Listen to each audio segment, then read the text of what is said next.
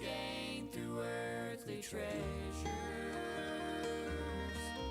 Whatever comes my way, still my soul will say, I am blessed. I am blessed. I am blessed. I am blessed.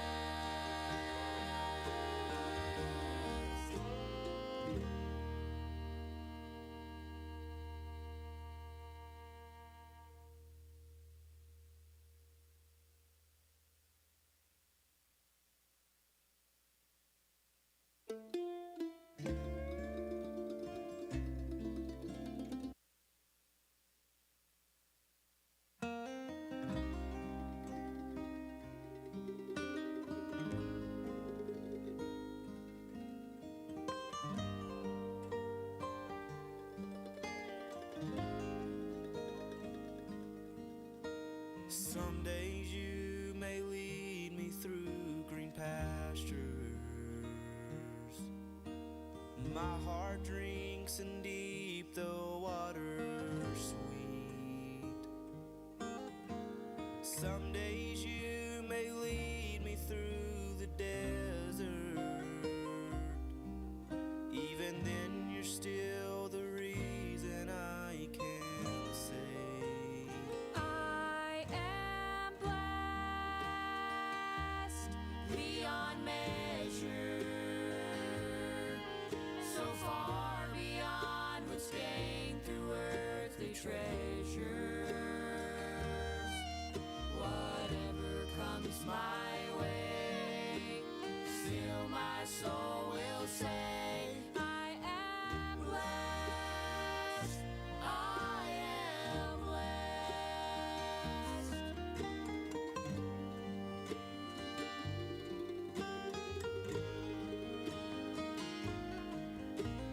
Through the troubled pain and disappointment, when it seems that I have nothing left, you will never leave me nor forsake me. I will testify until my dying breath. I am blessed beyond measure, so far beyond what's gained through earthly treasures. Whatever comes my way, still my soul will say, I am blessed. I am blessed. You alone are my reward. For you I want for nothing more. And because your goodness follows me all of my days,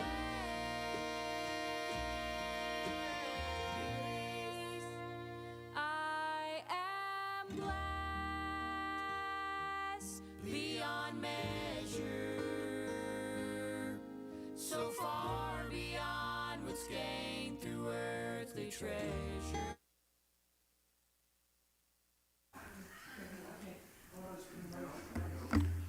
Let's everybody get a white hymnal and turn to page 159.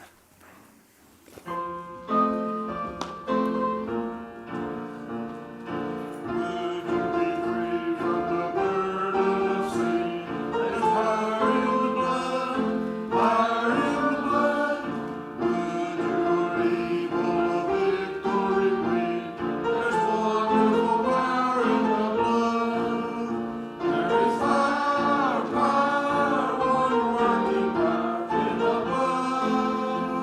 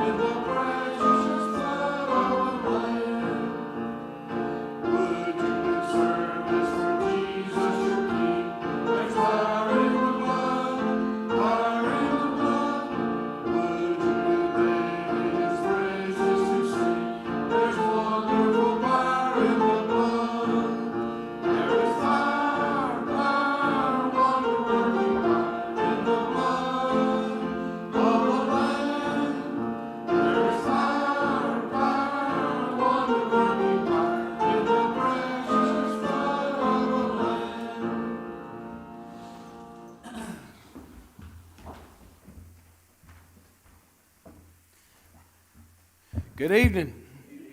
Glad to see everybody woke up from their nap, got a little rest. For those of you that was able to catch a nap, glad everybody made it back out to God's house this evening. Looking forward to what God's got in store for us. By way of announcements this evening, do remember that our food pantry item for the month of March is black beans. Also, March 20th will be the deadline for the Backpack Pals. That's just the bag lunch that we normally do. And then on March the 24th, that will be for the backpack boxes that will go home with the kids over the spring break. So, Ladies Fellowship, do remember those to bring that, I guess it'd be this week. Yep, 17th today. So, make sure you bring that. Also, Easter egg hunt will be Saturday, the Saturday of Easter at 3 o'clock. We've got a sign-up sheet back here in the back for all the hot dog stuff.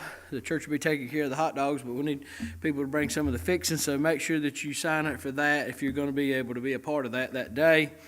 Also, our Easter service time, sunrise will be at 7, breakfast following immediately after, Sunday school at 9, preaching at 10. And I think that's all the announcements that I know of. If there's anybody that's got any more, please speak now, forever hold your peace. All right, going to the Lord in a word of prayer this evening. Do remember Brother Paul, Miss Linda texted me, her and him's not feeling well, so they're not going to make it back with us tonight. So pray for Brother Paul and Miss Linda, and also as her test comes up, I think this week's when she goes back to the doctor. It's either the 19th or the 20th, I can't remember, but just remember her that she'll get some answers as to what the doctors want her to do so she can get some relief with her pain. Also continue to remember Miss Diane that's battling cancer. It was good to see Wayne and Gail and their son Ronald here with us this morning, but Brother Wayne said continue to pray for them as they look after him.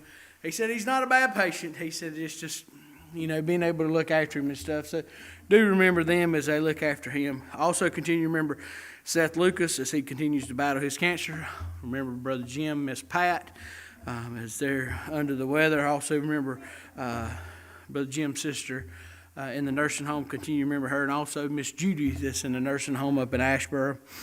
Also remember Desiree's grandpa and their family. Clayton Smith, Miss Edna's grandson, continue to remember him. Jeremiah's dad and his family. Keith Mabe, remember him as he recovers from his surgery. Also continue to remember Ronnie Thompson that has lung cancer. I spoke to his son one day this week when I was getting the kids, and he said he's doing good. Said him and his mama had got a cold, or Ronnie and his Miss Patsy got a cold while they was going back and forth to the doctor. So do remember them as he's battling lung cancer. Also continue to remember Brothers Vernon's uncle, Richard Cooper. This hospice is being called in on, and Danny Staley with his procedure that's either happened or coming up. Is there any other outspoken prayer requests we need to mention or add to the list, Miss Kathy? Remember Beth's uncle, Dwight Lammons. I think he was going to get to come home. I've not heard since they got home from church, but Beth was planning on bringing him home unless they changed their mind. All right, let's remember Miss. For her, because I'm sure she'll be doing a lot of looking after him. All right, let's remember Miss Beth's uncle and her as she will be looking after him. Any others? That's right. I meant to mention Henry Moore this morning. He's deacon out here at Union Grove. He had an accident it was Friday morning. Either a tree got pushed over on him, fell on him somehow or another, but he broke one of his legs and had a gash in the back of his head. They airlifted him to Chapel Hill, but he's doing good from the last word I got from my great aunt Judy. She was the one giving me all the updates on it. So do remember Henry. I know he's going to be in pain and getting back to going. I know he's pretty active, stays on the move. He punches a time clock. If you don't see him at the gas station going up to Fresh Cuts, you'll see him first thing in the morning. I give him a hard time because most of the time we intersect somewhere along there. If I go up and eat breakfast or something up at Fresh Cuts, he'll be up there or he'll be out here at the BP. But I do remember him as he's recovering from that accident. I don't know whether he's still in the hospital or not, but I remember him. Brother Jamie? Y'all remember girlfriend Kim and my mom that has got some procedures tomorrow. And I also remember a lady that I've known for probably since 2009 that was in the North Carolina Society of Accountants. Her name is Florence Black. And she's an accountant down in Fayetteville, and she's been a real good friend to me and kind of my mentor through the years. But, she's had several, ended up having 9 heart stents, and she's had, I think 4 strokes this past week.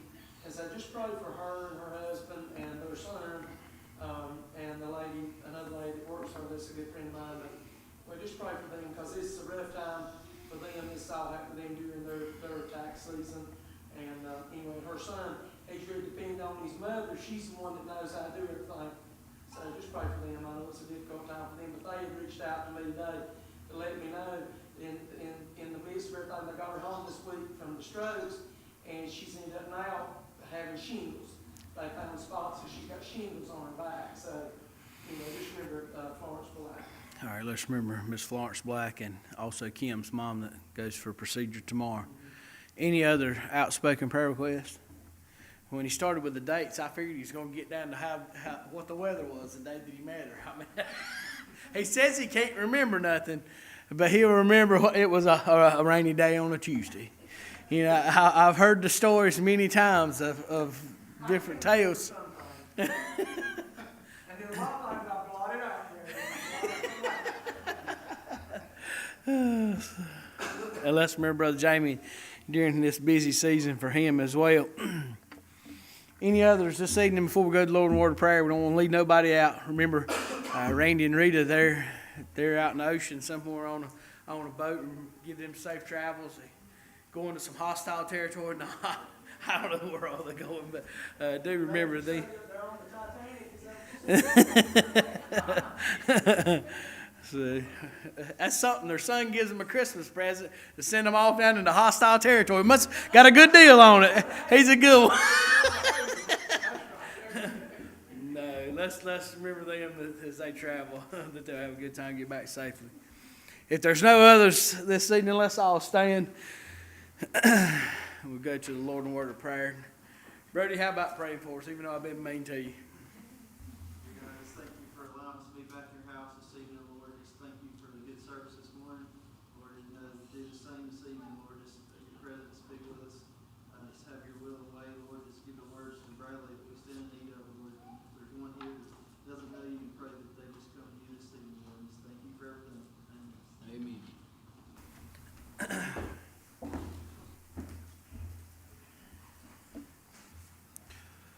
Does everybody get a white hymnal and turn to page 403?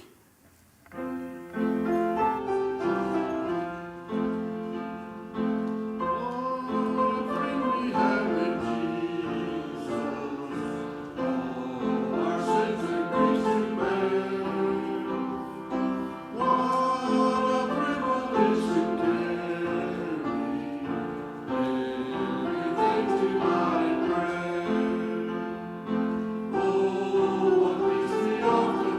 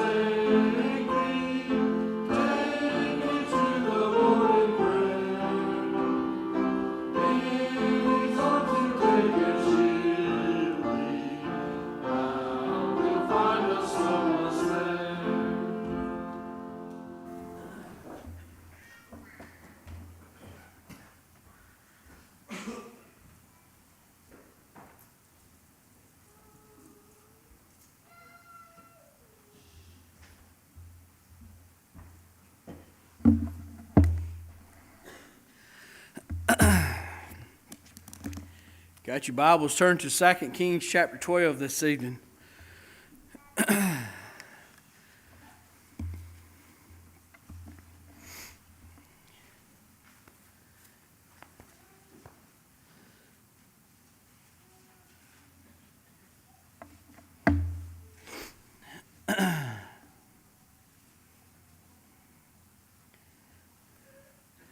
Second Kings chapter 12, be reading the first 3 verses. As soon as I get everything in my pocket. Miss Dorothy was saying I was going to have to start preaching with my coat off because I'm so hot-natured. Well, I'd have to sew pockets everywhere else. Keep up with my handkerchief and my mic and everything else. 2 Kings chapter 12. I've preached this here. It's been a while back, but as I was looking through the Bible, trying to find something to talk about, this kind of goes along with what we talked about this morning, and how Isaiah was faithful in his ministry of what God had called him to do. And we're going to see a young man that started off in the right direction, but he wound up going back on what he was taught. And the title of my message tonight is not how you start, but it's how you finish. We've got to finish strong, guys. We can't let up. We can't give up. But starting in verse 1, it says, "In the 7th year of Jehu, Joash began to reign, and 40 years reigned he in Jerusalem, and his mother's name was Zibiah of Beersheba. And Joash did that which was right in the sight of the Lord all the days wherein Jehoiada the priest instructed him." He didn't say he'd done it all of his life. It said it's wherein the Jehoiada the priest instructed him. Remember that. "But the high places were not taken away. The people still sacrificed and burned incense in the high places." A little bit of an introduction here. Joash should have been killed by his grandma, Ahathaliah, but a godly aunt and uncle saved his life.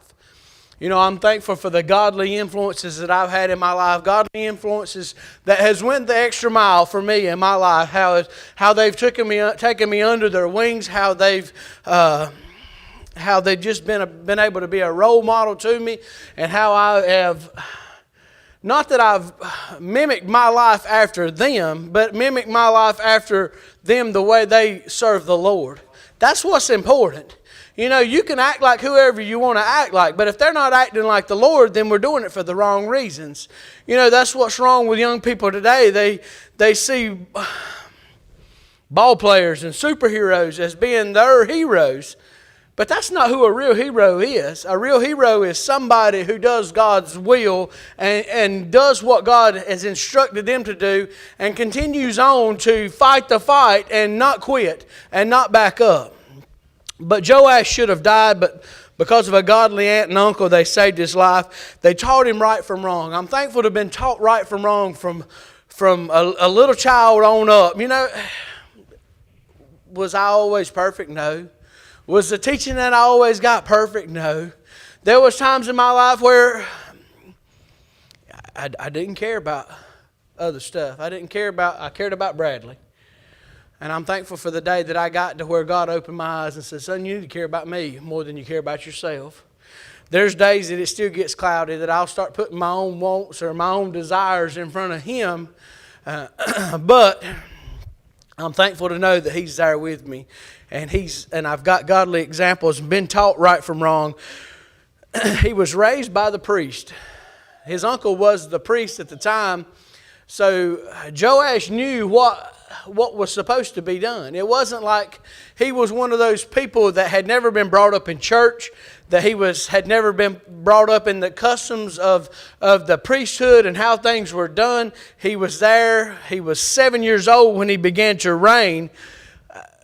I mean, Emma, how old are you? 7. So Emma would have took control of the nation at that time. That's how young this man was. He was 7 years old when he started to reign as the king. honey, as much as I love you, I couldn't imagine you trying to tell me how to manage one day of my life, much less manage a whole country. But that's the responsibility that fell on Joash. But he was raised by a godly priest, by a godly aunt and uncle, and he knew what he was supposed to be doing. We all know what we're supposed to be doing.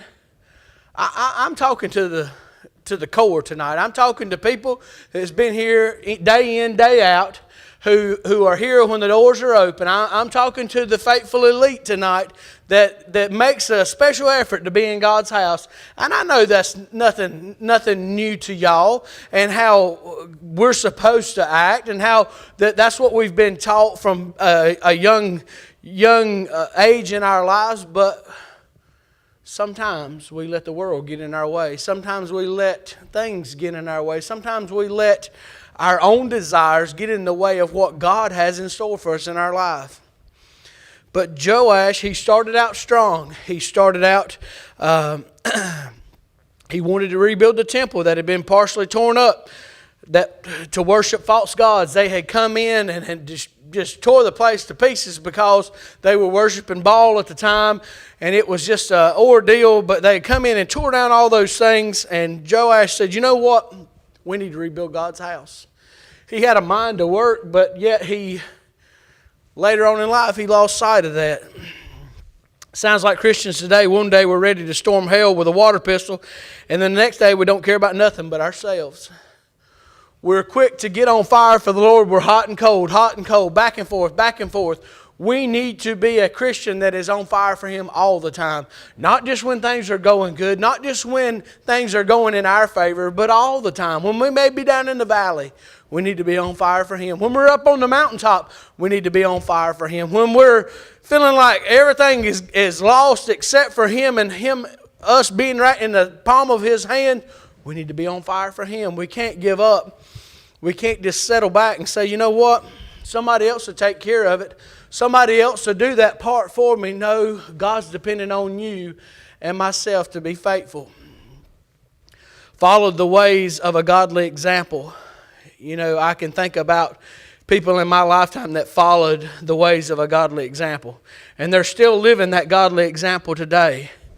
But then I can also think back in my lifetime of people who have been raised right and know the difference between right and wrong, but they still won't darken the doors of a church. It's sad. It's sad that people put more emphasis on other things besides being in God's house and desiring what God has in store for them. We can't blame everything on the devil. We've been taught better than that. I know that the things that I've messed up in my life, I can't give him credit for all the stuff that I've messed up on. Although him and his imps are working overtime to get us as Christians. If you don't believe it, just watch the news. If you don't believe it, just call some different preachers and talk to them for a little while and see what kind of deals that they're trying to go through and what they're facing because of the way that old booger's trying to destroy. He knows his time's running out here. He knows where he's going to spend eternity, and if he can trip up a couple of godly men or women, if he can make them stumble and maybe cause them not to win somebody else to the Lord, it'll be all right with him. That's just one more person he's going to have to deal with for all of eternity that'll be suffering just like he is. But he started out strong. But the one issue that he had, sin wasn't snuffed out. There in verse 2 it talks about, or verse 3 it says, but the high places were not taken away. The people still sacrificed and burned incense in the high places. Anytime you see that, most of the time it's talking about them worshiping false gods when they was up in those high places. There was very few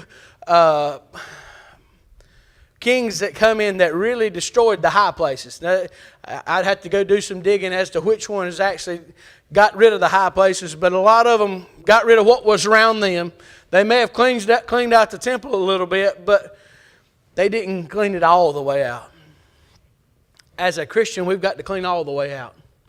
We can't leave just a little corner of our heart for the world and the rest of it for the Lord, because before you know it, it's like a junk room in your house or a junk drawer in your house.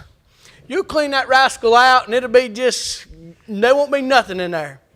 6 weeks down the road, you can't shut the drawer or shut the door on the room because you've just made that a junk hole and just throwed everything in there. Y'all looking at me funny, but I guarantee you I can go to all of you's house, and chances are you've either got a junk drawer or a junk room. We've got them both. You know, we filled the drawer up, so then we had to get us a room. Now we're building a house so we can have some more junk holes down the road. Nah, I'm just picking. I told the boys they're not going to get to live over there if they're going to junk it up. Lucas is on the fence whether or not he's going to get to move with us when we go.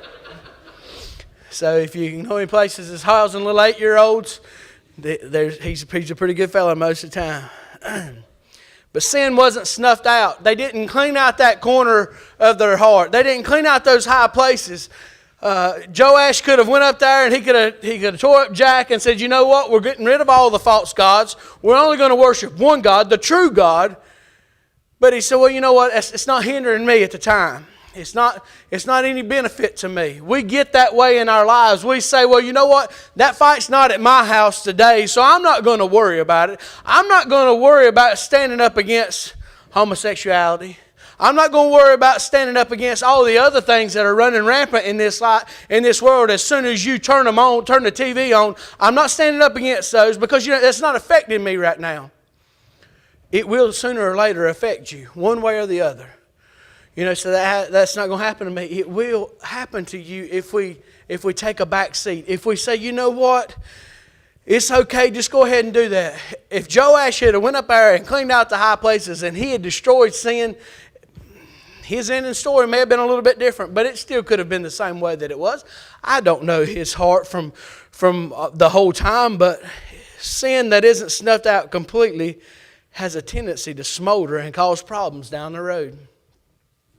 You think about, I know Texas has been dealing with wildfires here lately. I don't know whether they're still burning or not, but there was just a bunch of acres of land that was destroyed by this wildfire. I think some 300,000 cattle at one time that was destroyed by this fire, how massive it was. But those firefighters didn't quit when they quit seeing the burning fire. You have to get that smoldering part out of it. I don't know whether you've been around leaves and burnt leaves. Most everybody around here probably has. I mean, we're out in the country. We're not high-time city folks. There's a few of us probably live uptown to where they come pick your leaves up, but most people around here burn them or chunk them out in the woods to get rid of them. And that leaf pile will sit there and just smoke and smoke and smoke. And eventually it'll engulf in flames. That's the way sin is. If it's not snuffed completely out, if it's not completely dealt with, it will fester and it will bring you down into a place that you don't want to go. We've got to snuff sin out. We've got to get it completely out of our hearts. We've got to get rid of it. Because there's too many things as a Christian that is hindering us from worshiping the Lord. We think so much of technology and the way things have went. But I think technology has been a big downfall of a lot of Christians. You've got too much information at your fingertips that you didn't used to have. We was talking about it this week, me and the boys coming home, and they was talking about how they've done studies and how everything that has changed in the last, I forget how many years it was. They was talking about how it has progressed, but Logan was telling me, he said, you know what hadn't progressed? The classroom. The way they teach kids. It's probably a good thing that it hadn't progressed no more than it has. But we go to looking at it like that as our Christian life. We say, well, I've got all this information at my fingertips. I can look up anything that I need to look up. If I've got a question about the Bible, I can look it up. Yeah, that's great. I'm thankful to be able to use my Bible app. But there's also things that's on there that you got your fingertips at that you don't need to have your fingertips at, that you don't need to be able to look at. Technology has really hurt us as Christians, I feel like. Now, I'm thankful that we have some of the technology that we do. I'm thankful that we got electricity and lights and all that good stuff. I'm thankful to be able to have a cell phone to where if I get broke down on the side of the road and run out of diesel fuel, I can call my wife and she can come pick me up and we can go buy diesel fuel and get the spreader truck back to running. I'm thankful for that I don't have to walk, because as you look at me, I'm not really an exercise kind of guy. I need more of it. I need to probably run out of gas every other day and walk from here to Robbins to get more fuel, but I don't. But I'm thankful for some of it, but a lot of it has caused us as Christians heartaches. We have to get rid of that sin in our life. I'm not telling you go out here and bust your phone up by no means, and bust up your TVs and all that stuff. But it's how you use it. It's how you let it use you as to whether or not you're going to snuff the sin out. We need to clean up completely as Christians and stop holding on to the things that could cause issues down the road. It may not be bad now, but smoke turns to flames, and a lot of the time, if it isn't dealt with. You know, the old saying, where there's smoke, there's fire. That's a true story. You know, it may not spark up. I remember the day that Grandpa's Chicken House burnt that morning, and it was on a Sunday morning, and I was the one that got there first and seen it all going on. When we called the fire department, they come in, and they start tearing up Jack. I said, why are y'all tearing this place apart? I mean, we got to put this thing back together. And they said, well, if there's any smoke in those walls, it'll eventually start back up, and then you're going to have more of a problem. But they done everything they could to get rid of every bit of that smoke. It's no different than that way in our lives of how we need to get rid of every bit of the sin that's in our life. You know, the Bible tells us the small foxes will spoil the vines. That's the truth. The small sins in your life will spoil your life. That small sin will lead to something else, and before you know it, it's like a drug addict. They may start off with something as simple as pot or something like that, and before you know it, they're doing the hard stuff. It's no different than us in our lives with the way sin is. We start off with a small sin. We start off just doing a little something, and hey, it's not going to hurt nobody but me. But before you know it, you've gone too far. Sin will take you further than you want to go, that's for sure. It'll keep you longer than you want to stay. It'll cost you more than you want to pay. But sin wasn't snuffed out. That was one of Joash's downfalls of how he started off strong, but he didn't finish strong. There was separation of a senior saint. Jehoiada dies and is off the scene, and the wheels fall completely off the cart. His uncle died, his godly uncle died. And there in verse 2, it tells us that. It says, and Joash did that which was right in the sight of the Lord all the days wherein Jehoiada the priest instructed him. So as long as the priest was instructing him what to do, he was going to do right. A godly saint shouldn't leave this place and the wheels fall off the cart. You know, as much as I look around in this place and look back at last year where we was at this time, I mean, there was people that was here that's not here no more. There was saints that was here that I entrusted a lot of faith in the stand that they took, but they're not here no more. But that don't mean that Bradley's supposed to quit when they go off the scene. That don't mean that you're supposed to quit when they go off the scene. As much as it hurts us, as much as it tears our hearts out to see somebody pass away, we got to keep going. We got to keep pressing towards the mark. Joash, when his uncle left, he just started to do whatever he wanted to do. He did right in God's eyes as long as Jehoiada was there to keep him accountable. You know, you have to keep your own self accountable. I mean, I'm thankful for brothers and sisters that do keep me accountable for the things that they can see me doing. But y'all can't go with me everywhere I go. Y'all can't be in my mind everywhere. I mean, I could be sitting right beside of you, and y'all not be able to get in my mind as to what's going through it. We've got to keep ourselves accountable. Joash, he let it up to his uncle to keep him accountable, but in all reality, it was him. He was the one that was accountable for Joash. I'm glad for senior saints in my life that I can look up to, but when God takes him home, it don't mean it's time for me to give up. I got down here next. You can't get in on Mom and Daddy's coattails. Too many. Joash was trying to live underneath his uncle's wings and what he was teaching him. But it's not up to Mom and Daddy. It's not up to them to get me in. It's not up for them to make the decision for me. As much as I would like to make the decision for my boys, I'm thankful that they've all professed to be saved. But if that wasn't the case, I can't make that decision for them. It's up to them. We're accountable for our own actions no matter who is around to keep us straight. But God is always going to be there. So that That should keep us right on the right path, but sometimes we throw that by the wayside. You know, if you go to thinking about that God's always there with you, it may keep some of those bad thoughts out of your mind. It may keep you from doing some of the things that you would normally do if it was just you by yourself. But God's always there. You can't hide anything from Him. We see it so many times today. A patriarch of a godly family dies and the family stops serving. We lost Grandpa. It'll be about a year. It'll be a year in April. And I'm thankful that we haven't given up. I'm thankful that we're still serving through the tough times. I'm thankful that there's other families in this church that have not give up when a family member went off the scene.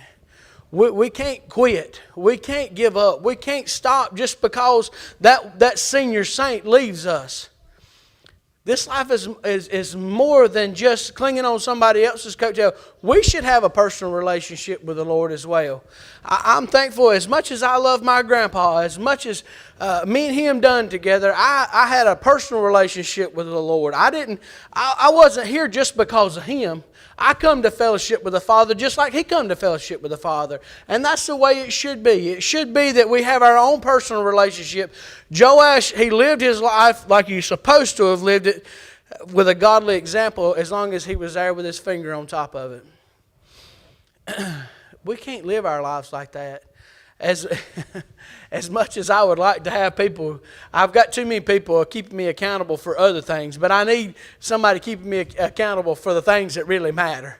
You know, I don't need somebody telling me to mow my yard every day over at the chicken house, even though it happens. They say, hey, you need to straighten up around here, need to do this, do that, and all this kind of stuff. I've got people telling me that, but I need somebody to say, hey, did you read your Bible today? Did you pray enough today? Did you fellowship with God today? That's the people I need to hold me accountable and speaking to me like that. But it's up to me. It's up to you whether or not we're going to do it. There was a separation of a senior saint, and there was a time to stay and serve. We've come too far to turn back now. Joash's uncle had went off the scene, and then that's when he decided, you know what? I'll do whatever I want to do. I'll do whatever pleases me. He reigned. He started out at 7, reigned 40 years, and he reigned in Jerusalem.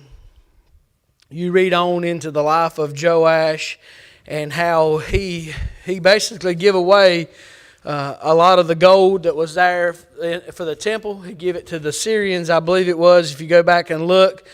But he died. Went off the scene because he didn't care about the Lord. I don't know that that's why God took him home, but when we stop caring, I've seen it happen in people's lives before. They'd be on fire for the Lord, be doing something for the Lord, and then all of a sudden they say, you know what, I don't want no part of that. God doesn't leave them around here long. I've seen God take them home. Stop making excuses and live right. We've got to stop making excuses for family members. We've got to stop making excuses for ourselves. It's up to me whether or not we're going to live right. And we've got to do right. You're going to do what you want to do. So why not do right? You know, so many times people say, well, I would if I could. You can. You can do right. You can do what God is asking you to do if you're just willing. So many say, well, I've got this going on. You know, we talked about it in Sunday school this morning about Jesus was talking to different ones, and he was talking to the guy and said, well, just let me go bury my dead. The thing was that the daddy wasn't dead yet. He was given as an excuse as to why he couldn't go with the Lord. Don't make up excuses why you can't serve Him. There's no excuse that is acceptable that says, okay, well, I'm going to give you a free pass as to why you can't serve me. Because God gives us the ability to get up every morning. He gives us the ability to do what we do. And it's up to us whether or not we're going to take that ability and use it for Him. A lot of people use it for the glory of the Lord. But a lot of people waste it. They squander it. And they just do whatever they want to do.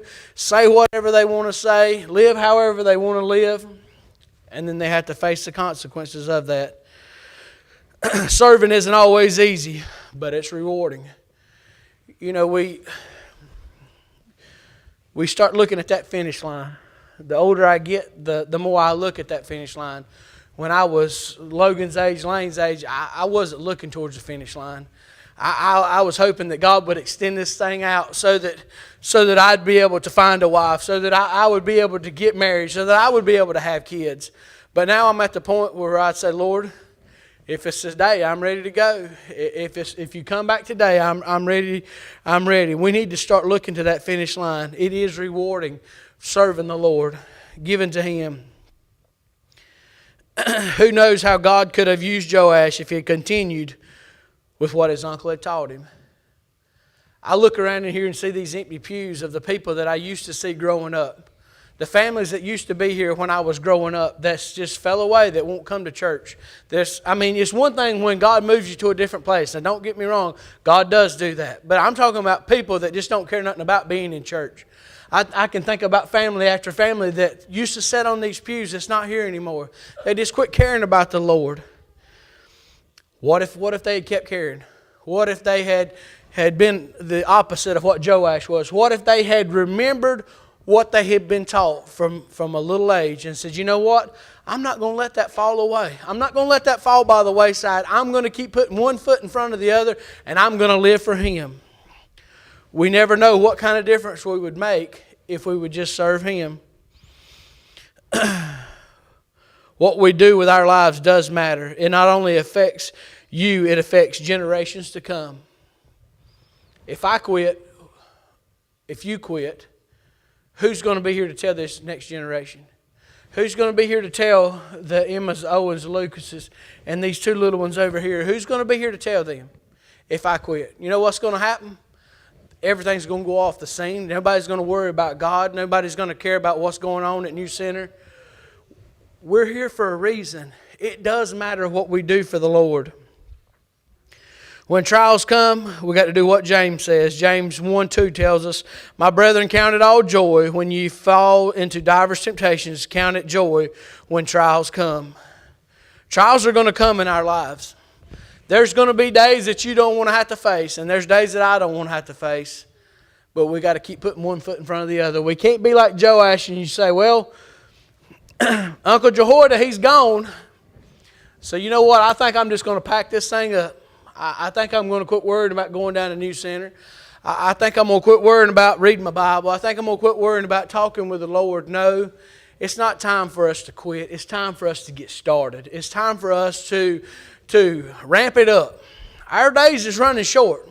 I've got one less day today than I had yesterday to do what God's called me to do, and so do you. We've all got one less day. It's one more day that we're not going to be here to tell this lost and dying world. Don't take for granted that you'll get to see somebody tomorrow. There's been times that I said, Lord, I'll talk to them tomorrow. I'll witness to them tomorrow, and then tomorrow never comes. I never see that person again. I never get that opportunity again. I can remember going into break rooms and striking up a conversation with somebody, and God impressed it upon my heart to say something to them, and I just wouldn't do it. I just said, well, maybe tomorrow. Well, the way I was, I never knew what route I was going to be on from one day to the next. I may not have ever went in that break room again. But I can remember their faces. I can remember those ones that I didn't take the opportunity to speak to and to tell them about Jesus. Now, if they die and go to hell, that their blood may be on my hands. I don't know. Somebody else may have come in and said, give them, presented the gospel to them in a way. But I do know this. I've missed my opportunities. We don't need to miss our opportunities to tell people about Jesus. Don't miss the opportunity to invite people to church. I was sitting here this evening thinking about the empty pews that's here this evening, but I also got to throwing rocks at myself. Well, how many people have you invited to church? We're quick to say, well, ain't nobody getting nobody in. What have you done? What have I done? That hit me hard. I wasn't throwing rocks at y'all by no means. But we go to thinking, well, there could be more. There's always it could be more. But I'm thankful for y'all being here this evening. I'm thankful for y'all's faithfulness. This was a message for the faithful people. It was a message for those that needs to finish strong. We don't need to just start strong and It's like that old cartoon with the tortoise and the hare. You seen that tortoise? He just starts off just one foot in front of the other. But that hare, boom, he's gone. It's just a cloud of dust. But then you get over there towards the end, and he's jacked back in a hammock, sleeping, saying, where's he at? And then the tortoise wins because he just kept putting one foot in front of the other. That's the way we got to be as God's people. We just got to keep pressing towards the mark because heaven's getting sweeter every day. It's getting closer every day, and I'm looking forward to it. But I want to be welcomed home and be able to hear God say, well done, thou good and faithful servant. I don't want Him just to say, well, you've done just enough to get you here. I want Him to say, well done. Father, I pray that You'd use this thought tonight. Lord, help us, God, to finish strong. Lord, help us, God, to stay as faithful as we was the day that we got saved. Lord, I pray, God, that You would keep us on fire for You. Lord, I pray, God, that You would keep that fire burning inside of us. Lord, I pray, God, that we would have a desire, Lord, to serve You more. Lord, I pray, God, that You would give us a desire to invite people to church, Lord, to witness to people. Lord, I pray that You just might strengthen us here at New Center, Lord, as a body of believers. Lord, I pray, God, that You might be with these faithful people this evening. Lord, I pray that You bless them in a mighty and special way, Lord, for just coming out being a blessing to me. Lord, just go with it this week, Lord. We don't know what we're going to face, Lord. But I do know that You're going to hold tomorrow no matter what happens, Lord. And I'm thankful for that. Lord, I'm thankful for that assurance, God, that You're going to be there ready to meet me, whatever it is, Lord. I pray, God, that You go with us, bring us back out to Your house this coming Wednesday night, Lord. In Jesus' holy name I pray. Amen.